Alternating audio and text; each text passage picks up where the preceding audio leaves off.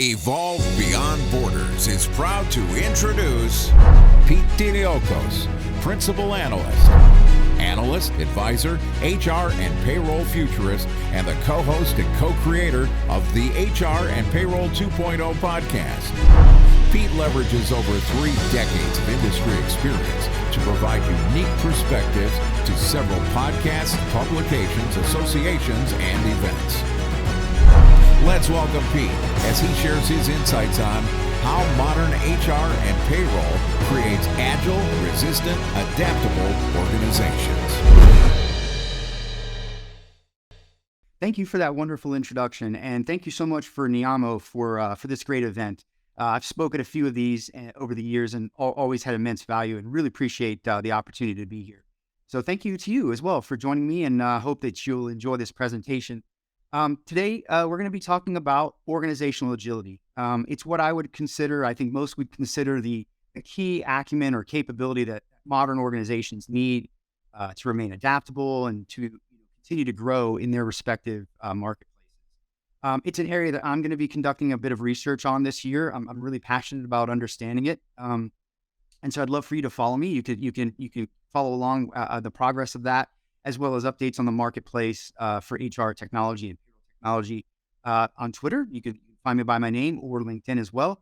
And you can always find me on the HR and Payroll 2.0 podcast with Julie Fernandez. So look, we're going to be jumping in today again, as I mentioned, around the topic of agility. Really excited to get into this and to show you what I think all firms really ought to need to be working towards today in this regard. So thank you so much. All right. Let's get a start here. I wanted to put up a couple of photos here, right? This photo on the left here is how I think most organizations today are kind of navigating the marketplace, right? We hear that something along the lines of 90+% of C-level executives understand and believe that organizational agility is critical to their long-term growth and their long-term competitiveness as a business. But then at the same time, maybe only about a third of those actually organizations are ready to do that. That's a stat I saw from the Project Management Institute, for example. There are plenty out there on this topic. And you think about the idea of a third or only a quarter or a third or so of companies have achieved this. It tells you there's a lot of work to be done. So I wanted to show you this one on the left, and then I wanted to show you one on the right and the difference in this, right? And what I think it sort of symbolizes. You've got the person on the left who represents a business that might be sort of tiptoeing right through the market, not very confident about their decisions, not terribly sure what's going to come next, as we all probably can't always know, can't see into the future specifically. But you look at this picture on the left and it doesn't look confident, right? It doesn't look like they know where they're headed. Whereas the person on the right very clearly looks incredibly fast, right? Fast moving, probably very agile, most likely dominant in their arenas, right? And confident in their movements and emotions. And I think that really kind of symbolizes how a lot of these organizations are operating, right? You've got about, 2/3 on the left and probably only about a third has made it to the right.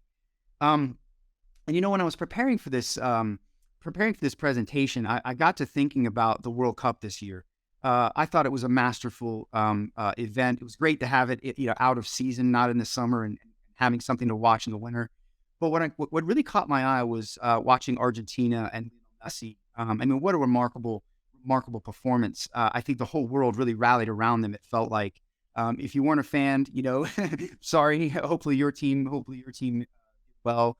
But what really made me think about that was, here's this gentleman who arguably one of the greatest of all time. I don't think anyone would argue that, but also not the youngest player anymore, right? He's out there doing something that seems almost to defy logic, right? 35 seems young, right? In number, but for a professional soccer player, as we know, I think the average for the FIFA player is under 24, 25, if I'm not mistaken.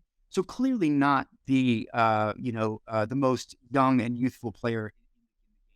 Arguably, Messi has incredible skills. We know he's an incredible ball handler. But what I think is really interesting when you start to look at is the fact that he does an immense amount of preparation, right? And I think that preparation, from my studies of sports greats, has been that preparation often commonly leads to better performance and agility on the field, and not just physical agility, but that mental sort of agility. You look at someone like Serena Williams. I was reading how she partnered with the USTA to leverage their analytics data and their program in conjunction with some outside help, some expertise to help her scout her opponents and prepare and be able to understand sort of on a different level mentally how to attack these threats to her game, right? You can look at many others, right? Michael Jordan, Kobe Bryant. I'm a big fan of Tom Brady. I think he is the American football player, right? He has defied logic for what a 45-year-old man should be doing. He's out there, arguably older than most of the players, and has orchestrated something along the lines of 50, I think, fourth quarter comebacks in his long 20-year career. And when you watch him play, it often feels and seems as if he knows what the other team is going to do. He's predicting what they're going to do. And I think that goes and leads to that, or is a derivative of that deep preparation, the obsessive preparation and data that he digests, both historically and behaviorally of his opponents. So what I'm getting at here, I suppose, to kind of bring this analogy all together is, I think that's how organizations fundamentally have to be operating today, right?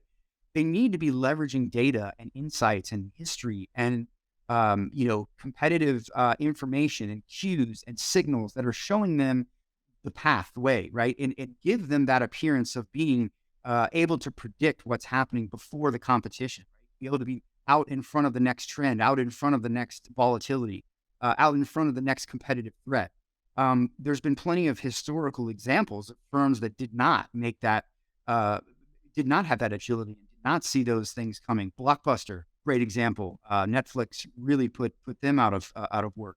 And you could kind of go on and on. There are others that examples of that, but I think what you really have to understand today is that as an organization, you really do have to be thinking about your transformative capabilities. You've got to have that agile infrastructure to help your teams be able to do what they need to do. And the key piece of all of that agility, right? There's a lot that goes into that. It requires transformation across the full spectrum of the business. Digital investments. It requires agile processes and very good skills that fit into those into their world and can deliver the things that they need to do to be competitive in their business. But HR is a massive foundation of that. It's a vehicle, if you will, for a lot of that agility.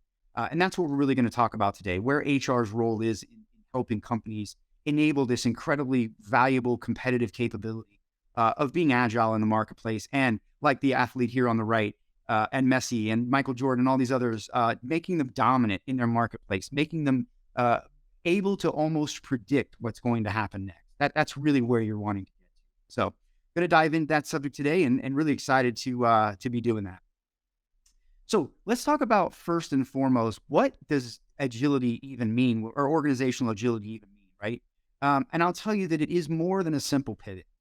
It's the capability to predict and flow with market demands, changes, and volatility, right? When you watch Messi, he seems as though he's flowing through the game. I was taken aback by how he made it appear almost as though others were standing still, when at the same time he is not the fastest player.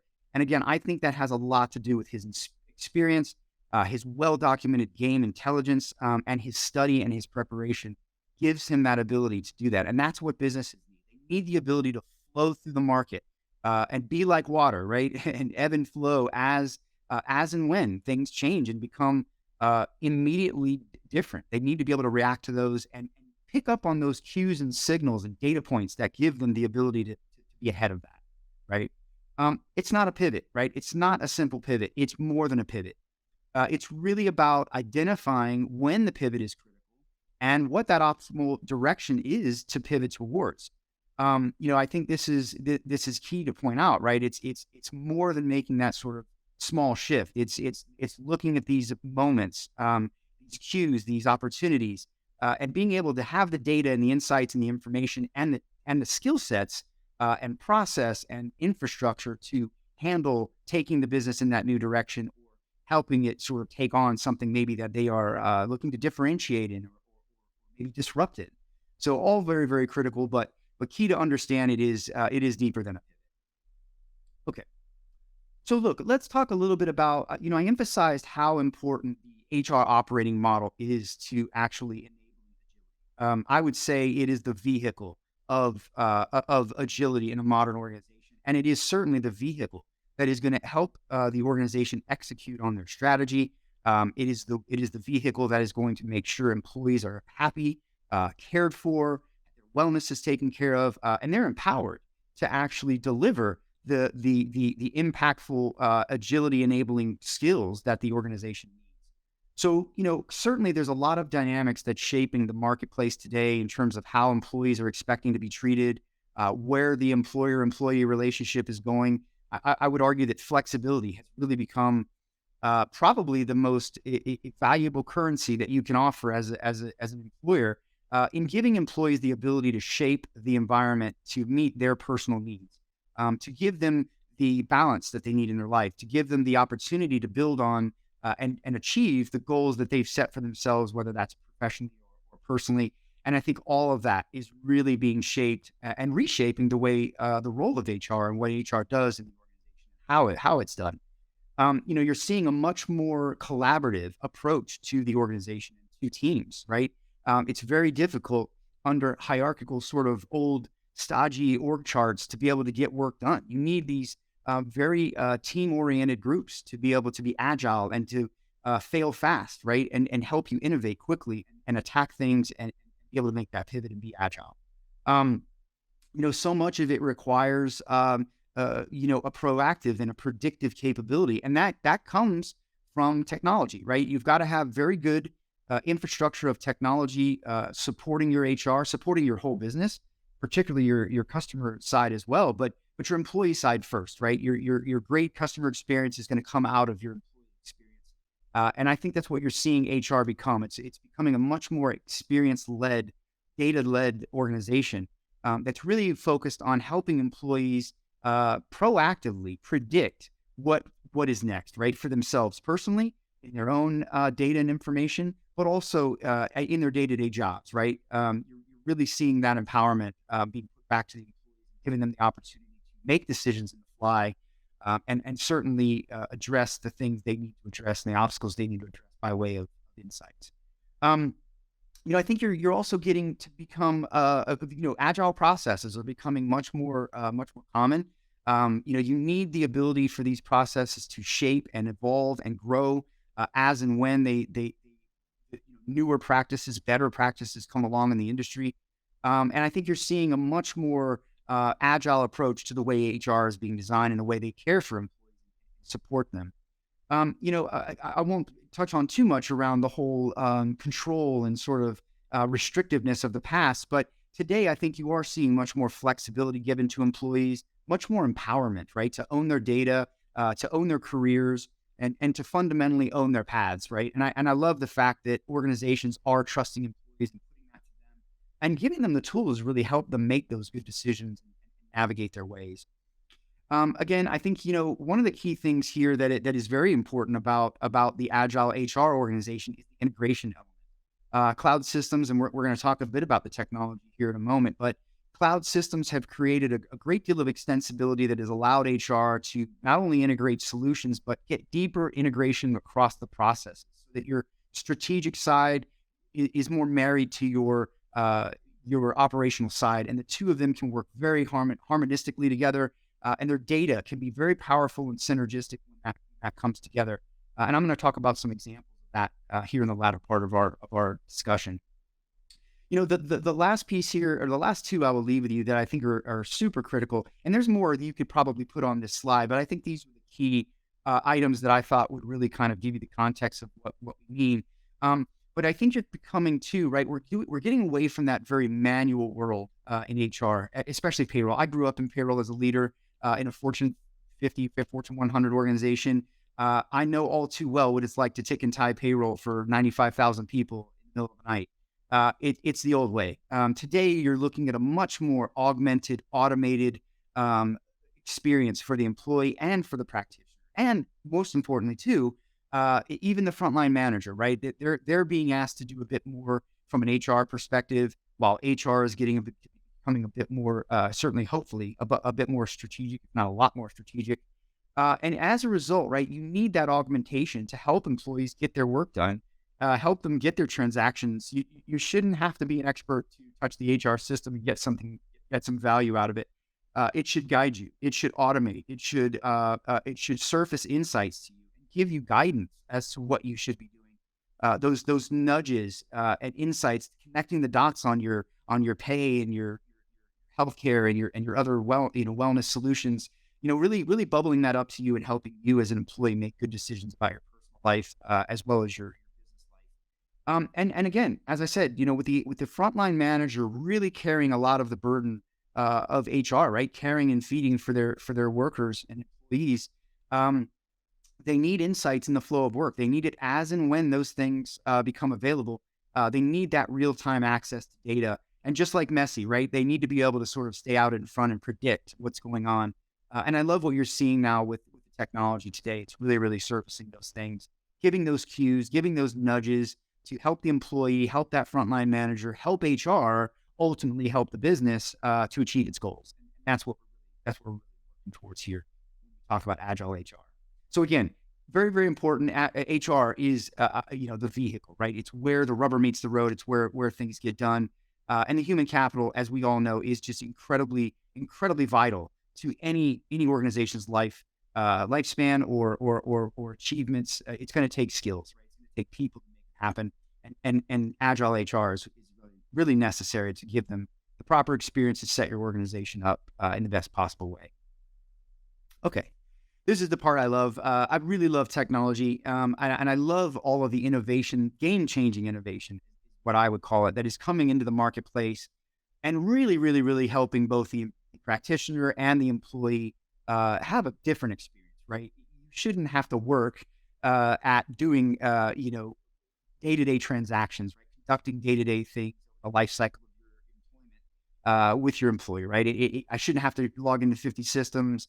I shouldn't be, have to not trust the data that's coming from that system. Especially if I'm a manager or a leader needing to make global workforce decisions, I need to know that data is harmonized, it's coming to a single point, and then I can get it on demand and leverage it to help my leadership, make change in the organization and achieve those goals that they have and remain an agile, easily moving through the marketplace. So what are the key pieces? Well, you can see them all here. It really begins, obviously, with cloud systems. They are very foundational to all of this. They provide immense extensibility, a single location to house your data, and some would argue certainly more secure and much more future viable in terms of being able to build off of for your organization. I think one of the other things I would point to on here that is absolutely critical, especially when we're talking about global workforces and global payroll, is APIs and integrations, and especially microservices. So now, with the extensibility of cloud, integrations have really become key arteries, if you will, moving data back and forth across the HCM landscape, moving it back and forth to payroll, particularly around the world when you have massive footprints as an organization, where you have a long tail need. And I love the microservices capability, right? It's brought a low code, low touch, low cost way for HR to get at the small, I hate to use the word customizations, but small little things that can fill gaps in their offerings capability, and fundamentally solve use cases in their organization without a heavy IT. Very drag and drop style configuration that creates the opportunity for them to address, like I said, specific use cases for their environment. The mobile first AI enabled hyper personalized employee experience. This just goes without saying. Where artificial intelligence is being incredibly impactful is in that experience. It's surfacing insights to employees, guiding them to good decisions. It's helping them understand, how to connect the dots on career data and other information that they need. But it's also doing the same thing for leadership and managers and HR practitioners, right? Giving them those insights and capabilities. And even maybe more importantly, the machine-enabled capabilities are now making processing automation so much more advanced, to where you're getting a lot more of the zero-touch capabilities coming online, to where the practitioner then is able to focus primarily on anomalies, right? Exceptions, focus on, returning their time to more value-added activities, being a trusted advisor to the business, right? Helping them navigate their next big initiative, helping them make sense of the data in HR, and helping them from a strategic perspective perform, their organization with skills and people in order to perform and execute on that strategy. Couple more things here I would point out are super critical in the new sort of agile way of operating. Over at the right, I would say knowledge bases, social collaboration tools, and virtual communities are going to be really key. As you're getting more and more team-related work, right? We're not really working. Many of us are not working in offices anymore. Some are, some aren't. You're looking at hybrid workforces now. You need to be able to communicate, right? If we're a team that's been brought together for a special project, a tiger team of some sort, that is, again, agile thinking, right? Throwing specialized team at something for a defined amount of time and getting that done and then moving on to the next thing. They need help, right? They need support, they need knowledge, they need tools, they need learning, and they need to be able to collaborate and communicate back and forth across each other, sharing best practices, sharing learnings, maybe even doing some micro learning, right? Learning on the fly how to do something and gain a quick skill.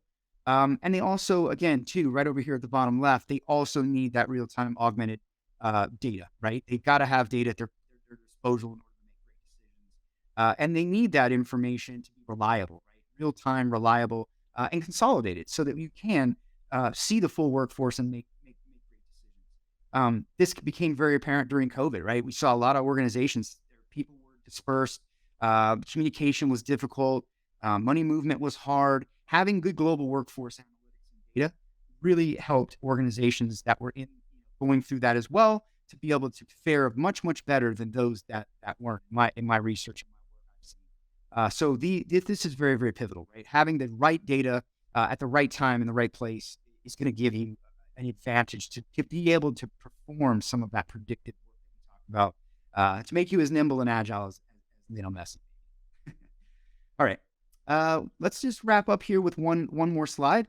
And now this is really, what I really wanted to get into here was just some of the examples of the potential synergies that are going to come when you fully align and you empower and enable infrastructure and technology and agile thinking and agile design. When you bring your operational and strategic HR together, it becomes incredibly powerful, right? It becomes very agility enabling, and it gives you a lot of that, a lot of that insight and a lot of that capability that wasn't there before when these things were operating in a siloed fashion, right?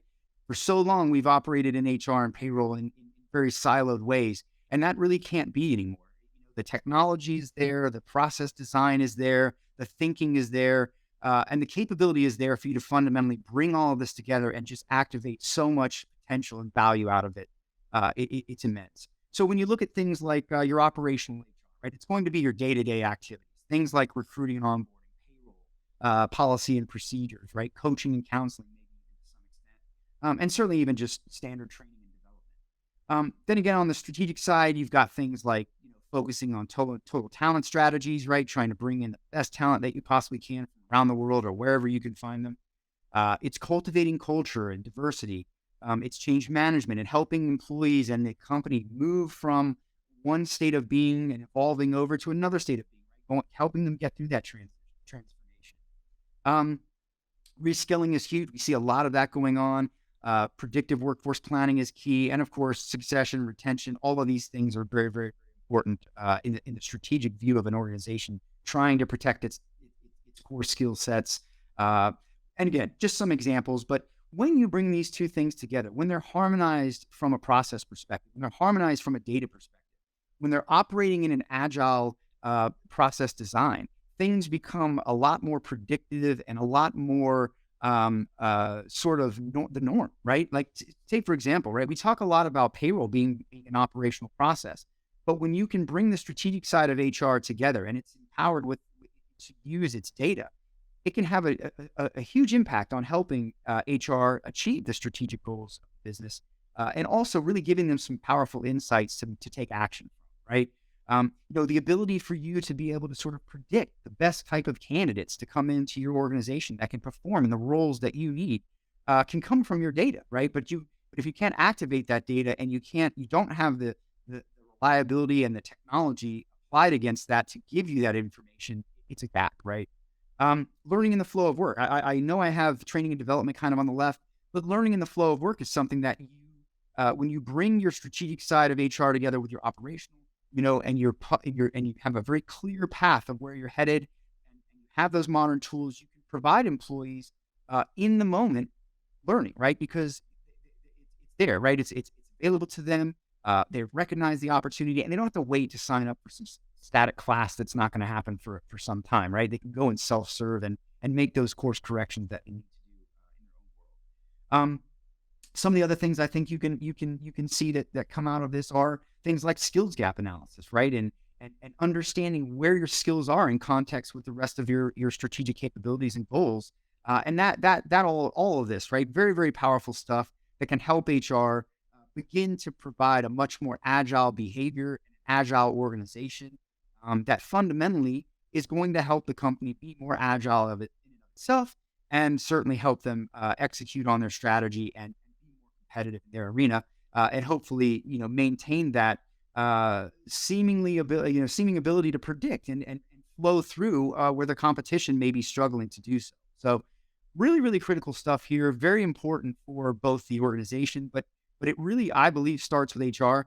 HR has to really be where agile, I think, is leading, right? Improving, because again, the human capital is so critical to anything that an organization is going to do, regardless of industry, that it's really got to be all very tightly orchestrated.